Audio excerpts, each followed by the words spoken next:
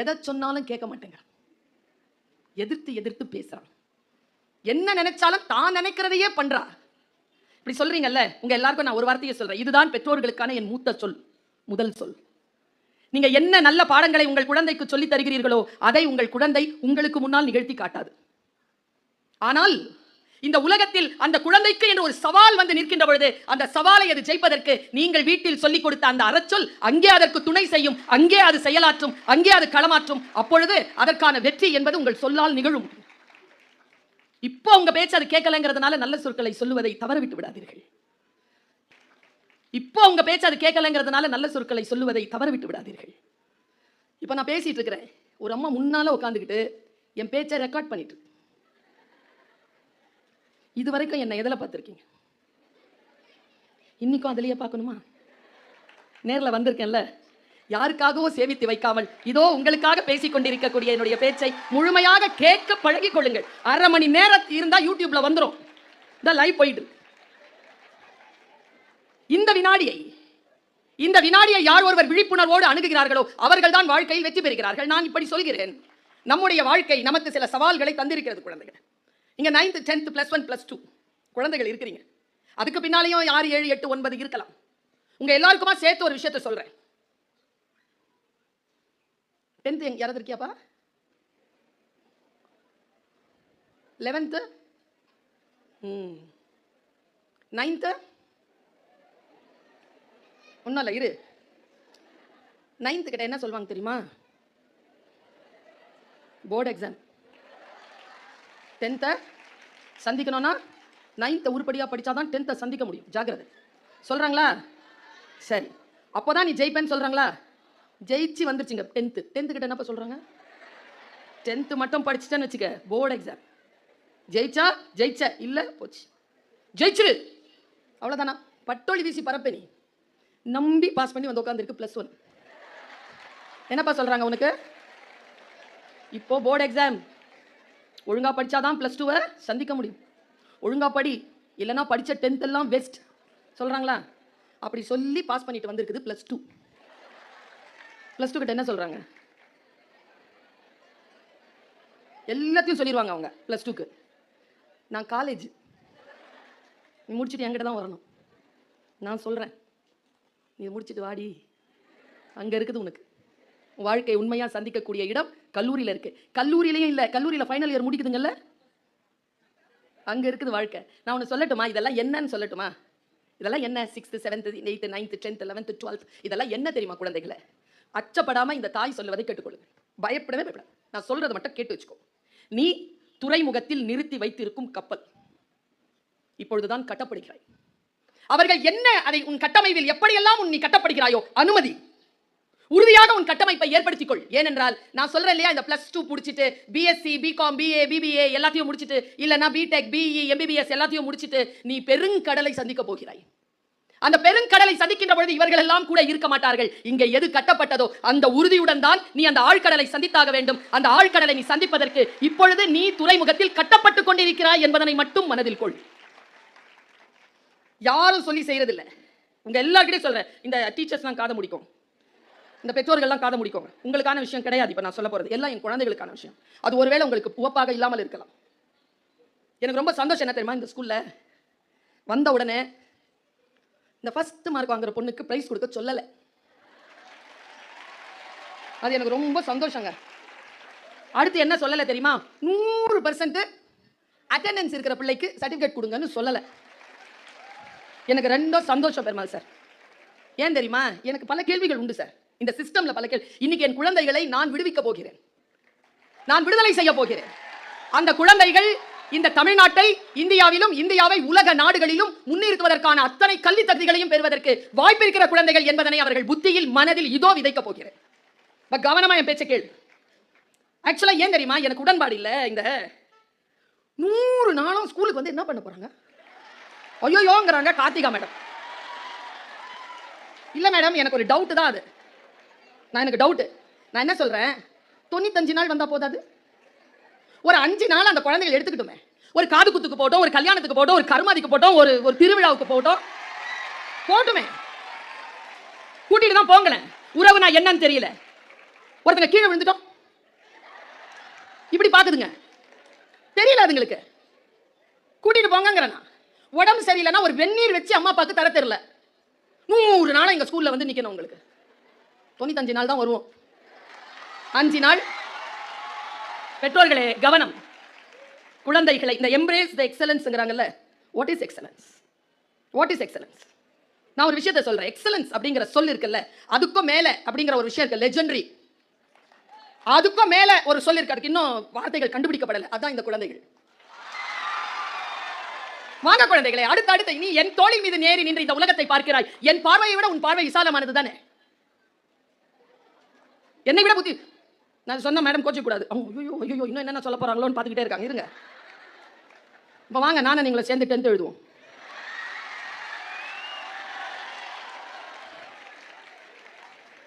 நம்ம பெருமாள் சார் கெமிஸ்ட்ரியில் மட்டும் பாஸ் பண்ணுவார், மேத்தமேட்டிக்ஸில் பாஸ் பண்ணலாம், இங்கிலீஷில் பாஸ் பண்ணி, சோஷியல் சயின்ஸ்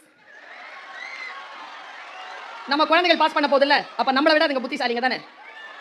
நான் தமிழில் மட்டும்தான் பாஸ் பண்ணுவேன். என்னை விட புத்திசாலி என் கூட. முதலில் நான் இதை நம்பணும். நம்பர் 1, குழந்தைகளை நான் சொல்றத மனசுல உறுதியா வாங்கிக்க. இன்னைக்கு இந்த ப்ரோக்ராமை பார்த்ததுக்கு பிறகு என் குழந்தைகள் யாருமே ஃபெயில் ஆகிறதுக்கு வாய்ப்பே கிடையாது. நான் சொல்றேன், இது என்னுடைய 25வது ஆண்டு வெள்ளி விழா as a teacher. என் கிளாஸ்ல ஒரு குழந்தை கூட ஃபெயில் ஆனது கிடையாது என்பதுதான் என் வாழ்க்கையில் என் டீச்சராக என்னுடைய மிகப்பெரிய அச்சீவ்மெண்ட். ஒரு குழந்தைய கூட நான் ஃபெயில் ஆக விட்டதில்லை. அவ தயாரா தான் இருப்பா, நாங்க விடுறதில்லை. ஒரு குழந்தை ஃபெயில் ஆயிடுச்சுன்னா ஒரு டீச்சர் ஃபெயில் ஆறான்னு நான் நினைக்கிறேன். ஏன்னா அந்த குழந்தை அத்தனை விஷயங்களை கடந்து தானே என்கிட்ட வருது. என்கிட்ட வந்து அது எப்படி ஃபெயில் ஆக முடியும்? அது ஃபெயில் ஆகுதுன்னா என்னுடைய இன்எஃபிஷியன்சி தான். நான் இப்படி நினைக்கிறேன். டீச்சர்ஸ் கோச்சிக்கிட்டா கோச்சிக்கோ. குழந்தைகளே, நீங்கள் ஃபெயில் ஆக பிறக்கவே இல்லை. ஏனென்றால் ஃபெயில் ஆக பிறந்தீர்கள்னா 8வது ஃபெயில் ஆயிருக்கணும்ல. 9 எப்படி வந்தீங்க? 10th ஃபெயில் ஆகணும்னா எதுக்கு 9th வந்தீங்க? 9th வரைக்கும் வந்துட்டீங்களா? எப்படி 10th ஃபெயில் ஆக முடியும்? முடியாது, வாய்ப்பே கிடையாது. நீங்க முயற்சி செய்தால் ஒழிய நீங்கள் ஃபெயில் ஆக முடியாது. அவ்வளவுதான். ஃபெயில் ஆகிறதுக்கு முயற்சி செய்யாதீர்கள். இன்னொரு விஷயம் சொல்றேன், எப்பவுமே எதையுமே ஏன், எப்படி, எதற்கு என்று கேளுங்க. எது உங்களுக்கு முன்னால் நிகழ்த்தப்படுகிறதோ அதுல ஃபுல் டைம் கான்சென்ட்ரேஷன்ல கொடுங்க. வகுப்பில் ஏதோ ஒன்று நடக்கிறது என்றால் பக்கத்தில் இருக்கக்கூடிய பையனுடைய துயரங்களையும் துக்கங்களையும் அவனுடைய விளையாட்டுகளையும் கவனிப்பதற்கு உங்களுடைய காதுகளை, உங்களுடைய நேரத்தை நீங்கள் அழித்து விடாதீர்கள். இந்த செல்ஃப் ரெஸ்பான்சிபிலிட்டி இருந்தால் உன்னை ஜெயிப்பதில் இருந்து நினைச்சா கூட, நீயே நினைச்சா கூட உன் ஜெயிக்கிறதுல இருந்து உன்னை தடுக்க முடியாது. ஆனால் இந்த டிட்டர்மினேஷன் உனக்கு இருக்கணும். நான் இப்படி சொல்றேன், இந்த டீச்சர்ஸ் இருக்காங்களே, நான் ஒரு நாள் ஏதோ ஒன்று படிச்சுட்டு இருக்கிறேன் மேடம். திடீர்னு என் காட்சியில் வந்து எனக்கு பைபிள் ரொம்ப வாசிப்பேன். தேவார திருவாசகங்கள், திருக்குறள் ரொம்ப ஆழமாக வாசிப்பேன். திருப்பதிகங்களை வாசிப்பேன், குரானை வாசிப்பேன். எனக்கு பகவத்கீதை ரொம்ப பிடிக்கும். கம்பராமாயணத்தை ஃபுல்லாக வாசிப்பேன். இப்போ கூட கம்பன் நாவுக்கரசிங்கிற ஒரு விருதை டெல்லி கம்பன் கழகம் எனக்கு கொடுத்தது. வாசிக்கிட்டே இருப்பேன், நான் படிச்சுக்கிட்டே இருப்பேன். ஏன், எதுக்கு, எப்படி எப்படி இப்படி இருக்கு, ஏன் இப்படி இருக்கிறது, why not, why, so what, இது கேட்டுக்கிட்டே இருப்பேன். எனக்கு பதில்கள் கிடைத்து கொண்டே இருக்கும். என்னை போன்ற கேட்டகரியில், என்னோடு படித்த என் கேட்டகரியில் இருக்கிறவர்களுக்கு இல்லாத பல அனுபவங்கள், பல சம்பாதிப்புகள், பல செல்வாக்கு, புகழ், பயணம் எல்லாம் எனக்கு கிடைத்ததற்கு காரணம் என் வாசிப்பும் என் தேடலும். நீங்களும் வாசிங்கள், தேடுங்கள். எதையுமே விட்டு கொடுத்துறாதீங்க. ஏன், எதுக்குன்னு தோண்டி எடுத்துருங்க. நான் பார்க்குறேன், பயப்படவே பயப்படாதீங்க. ஃபியர் அப்படிங்கிற சொல்லுக்கு என்ன அர்த்தம் தெரியுமா? Falls evidence appears real. It's a false evidence. never fear. யாருக்கும் பார்த்து பயப்படாத. முக்கியமா டீச்சரை பார்த்து பயப்படாத. மரியாதை கொடு. சுதக்கோர் கடவுளுக்கு கொடுக்கிற மாதிரி கொடு. தப்பில்லை, பயப்படாத. அச்சப்படாமல் இரு. யாருக்கும் அச்சாதே, எதற்கும் அஞ்சாதே. அச்சம் இல்லை, அமுங்குதல் இல்லை, நாணுதல் இல்லை, நடுங்குதல் இல்லை. எது நேரிடும் இடர்பட மாட்டோம், அண்டம் சிதறினாலும் கலங்க மாட்டோம். யாருக்கும் அஞ்சோம், எதற்கும் அஞ்சோம், எப்பொழுதும் அஞ்சோம். பாரதி அப்படி நிற்கிறான். Face it. இந்த டீச்சர்ஸ் கிட்ட இருக்கிற, நான் சொன்னேன், நான் பைபிள் வாசிச்சுட்டு இருந்தேன். ஜீசஸ் கிரைஸ்ட் உட்காந்துருக்காரு. அவர் ஆட்டுக்குட்டி ஒரு மடியில் வச்சிருக்காரு. நான் பார்த்த உடனே அந்த ஆட்டுக்குட்டி மேலே அவ்வளோ ஆசை. குரு மடியில் உட்கார்ந்தா எவ்வளோ பிடிக்கும் தெரியுமா? குருதேவ் நமன் தானே சொல்றீங்க, குரு தானே சார். கு என்றால் கு என்றால் இருள், ரு என்றால் விளக்குதல், இருளை விளக்குபவர் குரு. ஆசை என்றால் குற்றம், இரிதல் என்றால் களைதல், குற்றத்தை களைபவர்கள் ஆசிரியர்கள். ஆச்சாரியன் என்பவன் தன்னை விட சிறப்பானவர்களை உருவாக்குபவன், பிறப்பறுப்பவன் பரமாச்சாரியன். அடுத்தது போய் தன்னில் அந்த ஆத்மாவை கலந்து கொள்வதற்கான வழி சொல்லுபவன் விசிட்டாச்சாரியன். கிருஷ்ணன் அந்த லெவல். இப்போ ஸ்டார்டிங் லெவல் நாம தானே, ஆசிரியர்கள் தானே. குருமார்கள் என்கின்ற சொல் எனக்கு ரொம்ப பிடிக்கும். அந்த ஆட்டுக்குட்டி அந்த குரு மடியில் உட்கார்ந்த உடனே திடீர்னு கிராஃபிக்ஸில் அந்த ஆட்டுக்குட்டி மூஞ்சிய மாறிடுச்சு. சே, ஹவு பியூட்டிஃபுல். நாம போய் என் கிளாஸில் இப்படி யாராவது பேசினா நான் ஒரு கும்பிடு போட்டுருவேன். இப்படி இருக்கணும் என் கிளாஸ் டீச்சர்ஸ். நேராக நான் ஒரு ஃபாதர் கிட்ட போனேன். ஃபாதர், வாங்க ப்ரொஃபஸர், நான் ஒரு கிண்டல் பண்ணுவார் என்ன, நான் அவர்கிட்ட சின்ன வயசுலேருந்து படித்தேன். வாங்க ப்ரொஃபஸர், என்ன சார் கிறிஸ்துவரெல்லாம் மாறக்கூடாது, கிறிஸ்து மடியில் உட்கார ஆடா மாறணும், வழி சொல்லுங்கள். ஏன் சார்? குரு சார், 5th ஸ்டாண்டர்டில் என் கல்யாணி மிஸ் நீங்கள் தொட்டுட்டாங்கன்றதுனால 3 நாள் குளிக்கல. நான் அவ்வளோ பிடிக்கும் டீச்சர்னா, எனக்கு ரொம்ப பிடிக்கும். எனக்கு டீச்சர்ஸ்னால் அவ்வளோ பிடிக்கும். ஒரு டீச்சர் என்ன எப்போ பார்த்தாலும் திட்டிகிட்டே இருப்பாங்க, ஆனால் அழகாக இருப்பாங்க, அவங்கள அவ்வளோ பிடிக்கும் எனக்கு. அவங்கள என்ன காரணத்துக்காக எனக்கு பிடிக்காது அவங்களுக்கு. Sorry to say Perumal sir, she's from chemistry department. எப்போ பார்த்தாலும் என்னை பார்த்துட்டு இப்படி சொல்லுவாங்க, அழகாக இருப்பாங்களா, உதட்ட எப்படி வச்சுப்பாங்க, உருப்பட மாட்டானா, ஹோப் ப்ளஸ் அப்படின்னு போவாங்க. அப்போ கூட அழகாக இருப்பாங்க. அவங்கள ஜெயிச்சேன் நான். அவங்க ரிட்டையர் ஆகிறதுக்குள்ளே அந்த ஸ்கூலுக்கு சீஃப் கெஸ்ட்டாக போயிட்டு வந்துட்டேன். அப்படி தானே சார் ஜெயிக்கிறது? பெரியவங்களை வேற எப்படி ஜெயிக்கிறது? திருப்பி சண்டை போட்டா, அவங்க மன வலிக்க செஞ்சா, இன்னா செய்தாரை ஒருத்தல் அவர் நாண நன்னயம் செய்து விடல். உன்னையா சொன்ன அப்படிங்கிற மாதிரி சொல்லணும், அப்படி சிக்னேச்சர் போடணும், அப்படி போடுங்க. அந்த போய் நான் ஃபாதர் கிட்ட கேட்ட, ஃபாதர் சொன்னார், எதுக்கு பர்வீன் உனக்கு அந்த வேலை வேணாம், அவர் மேய்ச்சலில் இருக்கின்ற ஆடாகவே இருந்தார். எதுக்கு சார்? ஏன் அவர் மடியில் உட்காந்தா? ஏன் மடியில் உட்கார விரும்புகிறா? இல்லை அது எவ்வளோ கொடுத்து வச்ச ஆடல, டீச்சர் பக்கத்துலேயே இருக்குது. டீச்சர்ஸ் பேரண்ட்ஸ் வந்து சொல்லுவாங்க, மேடம் என் பிள்ளைய பக்கத்துலேயே நல்லா கவனமாக பாரு சொல்லுவாங்களே. அதுவும் ஃபெயிலாகிற பிள்ளைங்க அம்மா அப்பா சொல்லாது. ஃபஸ்ட்டு மார்க் வாங்குவாங்களோ அவங்க அம்மா வந்து சொல்லும், கவனமாக பார்த்துக்கோங்க மேடம். அது ஏற்கனவே கவனமாக பார்த்து தானே ஃபஸ்ட் மார்க் வாங்கிடுது. இன்னும் என்னத்தை கவனமாக பார்க்குறது? காலேஜ் விட்டு அமைச்சிடலாம், ஸ்கூலில் விட்டு அமைச்சிடலாமா? அவ்வளோ என்ன கவனமாக பார்க்குறது? அதான் வாங்குதே ஃபஸ்ட் மார்க். அந்த அப்பா ஐயா சொன்னாருங்க, நீ நினைக்கிற மாதிரி அது கொடுத்து வச்ச ஆடு இல்லை பர்வீன். பின்ன அது ஏற்கனவே வழி தவறி போய் கால் உடஞ்ச ஆடு, கீழே விட்டா வழி தவறிடும் சொல்லிட்டு மடியில் உட்கார வச்சிருக்கார். நீ அவருடைய சொல் பேச்சு கேட்காத, கீழே விட்டா வழி தவறி போயிற ஆடா இருக்க வேண்டாம், அவர் பார்வைக்குள்ளாகவே அவர் கட்டுப்பாட்டிற்குள் இருக்கக்கூடிய ஆடாக இரு அப்படின்னு சொல்லி நம்பிச்சிட்டார். ஆஸ் அ டீச்சர் நான் என்ன தெரியுமா நினைச்சேன்? நான் யாரை மடியில் உட்கார வச்சிருக்கேன்? All the teachers answer me. நல்லா படிக்கிற, ஃபர்ஸ்ட் மார்க் வாங்குற, எல்லாரையும் தவறாத போதும் அட்டண்டன்ஸ் எடுத்து 3 சொல்லி வைக்கிற, இருந்தாலும் அது எப்பவுமே ஒரு சப்ஜெக்ட்ல கூட ஃபெயில் ஆகாத ஒரு பிள்ளையத்தான் டீச்சர்ஸ் பக்கத்தில் வச்சிருப்பாங்க. யாரை தெரியுமா பக்கத்தில் வச்சிருக்கணும்? நீங்க அதை சும்மா விட்டா கூட அது உங்க மேய்ச்சல் நிலத்துல தான் இருக்கும், அது ஃபர்ஸ்ட் ரேங்க் வாங்கிடும். யாரை தெரியுமா பக்கத்தில் உட்கார வச்சிருக்கணும்? யாரு சொல்ற பேச்சு கேட்கலையோ, யாரு டிராப் அவுட் ஆகிறதுக்கு தயாரா இருக்குதோ, யாரு ஹோம்ஒர்க்லாம் பண்ணலையோ, யாரு அரோகண்ட். நான் ஒன்று சொல்றேங்க பெற்றோர்களே, நம்ம குழந்தைங்க மாதிரி நம்மளை ஏமாத்துற ஒரு ஜீவாத்மா இந்த உலகத்தில் வேற கிடையவே கிடையாது. என்கிட்ட வந்து சொல்லுவாங்க, மேடம் என் பிள்ளைக்கு பொய்யே சொல்ல தெரியாது மேடம், சூப்பராக சொல்லும், ஆனால் 4 பேரோட சேர்ந்து தான் மேடம் கெட்டு குட்டி சவராயிடுச்சு. நானும் 4 பேரை 25 வருஷமா தேடுறேன். அப்புறமா தான் ஒரு பேர் உண்மையை கண்டுபிடிச்சேன். அந்த 4த்துக்கே லீடர் இதுதான். அந்த அந்த ரஜினி படத்தில் வரும்ல, என் பேர் மாணிக்கம், ஆனால் எனக்கு இன்னொரு பேர் இருக்கு, பாட்ஷா. உங்கள் பிள்ளைக்கு இருக்கிற 2வது பேர் எங்களுக்கு தெரியும், நாங்கள் சொன்னால் நம்புங்க. ஏங்க உங்கள் மாணிக்கம் இல்லைங்க, அது பாட்சாங்க. நான் என்ன தெரியுமா சொல்கிறேன்? அப்படிப்பட்ட குழந்தைகளை ஆசிரியர்களை மடியில் இருத்தி வையுங்கள்.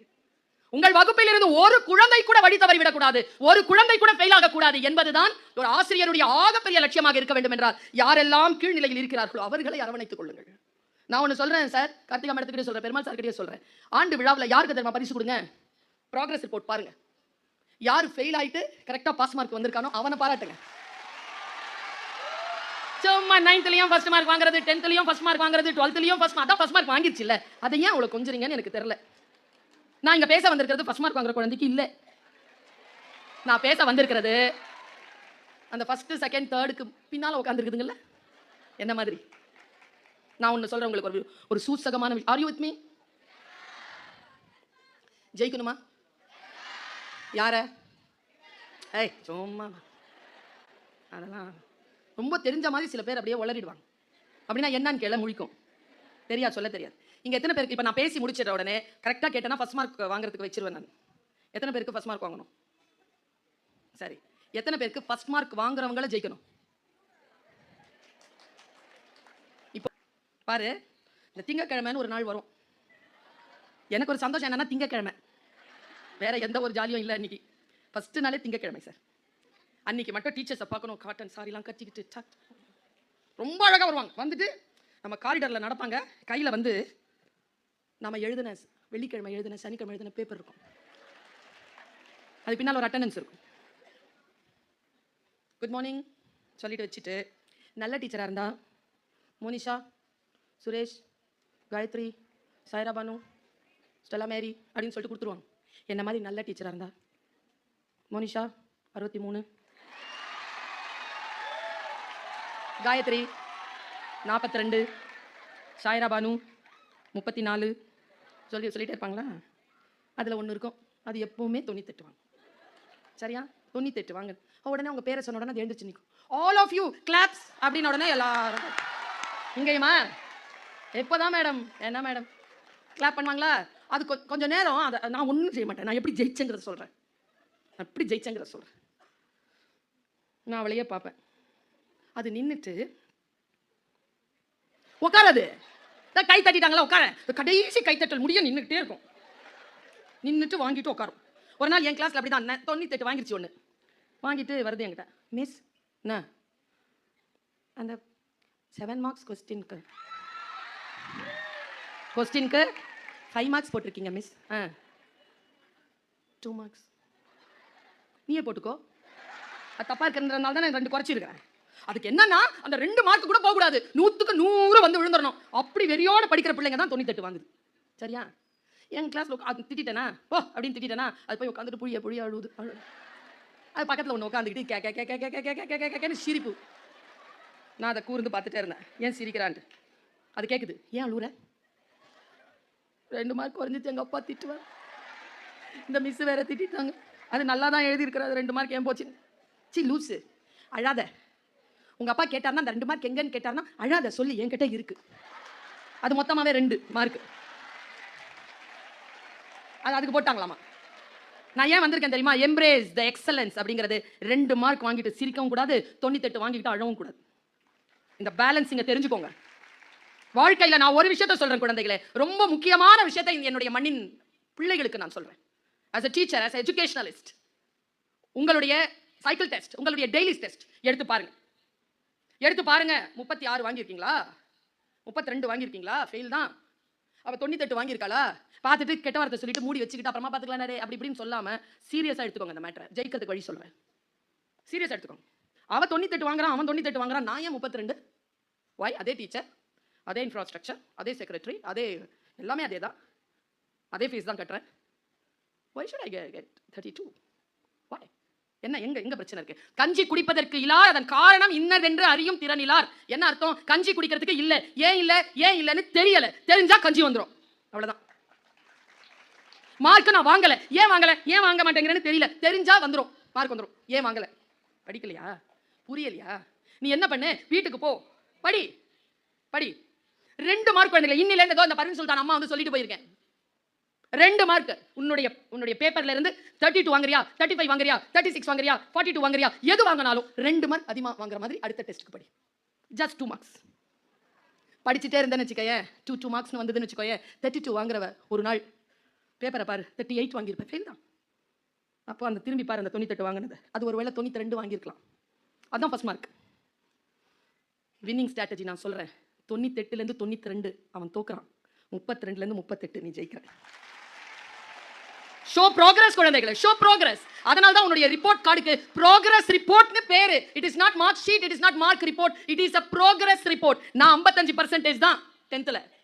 ஆனா எம்ஏல நான் வெளியில வரும்போது I am university rank holder. Show progress. இந்த ப்ரோக்ரஸ் தான் உன்னை நிலைநிறுத்துமே தவிர, இதோ என்னுடன் படித்த, என்னிடத்தில் நான் பிஏ படிக்கும்போது என்னோடு படித்த ஜெயலட்சுமி இந்த அவையில் தான் வீற்றிருக்கிறேன். 30 வருஷமாச்சு அவளை நான் பார்த்தேன். அவளை எனக்கு தொலைபேசியில் தொடர்பு கொண்டாள். நான் உன்னோட பேச வேண்டும், உன்னை பார்க்க வந்திருக்கிறேன். இங்க அவையில தான் இருக்கா. தெரியும் யார் வந்து ப்ரோக்ரஸ் முன்னெடுக்கிறாங்களோ அவங்க தான் ஜெயிக்கிறாங்க. என்னை விட நல்லா படிக்கிறவ. நான் 62 வாங்கினா 68 வாங்குவா. எப்படி எந்த வினாடியில் நாம் அடுத்த கட்டத்துக்கு முன்னேறுகிறோம்னா நெவர் கிவ் அப். உன்னுடைய கெபாசிட்டி எவ்வளவு இருக்கோ அந்த கெபாசிட்டியை அடுத்த லெவலுக்கு எடுத்துக்கிட்டே போ. 65 வாங்காம தோக்காத. 64 வாங்காத. 58 தான் உன் கெபாசிட்டியா, வாங்கிடுங்கிறேன் நான்.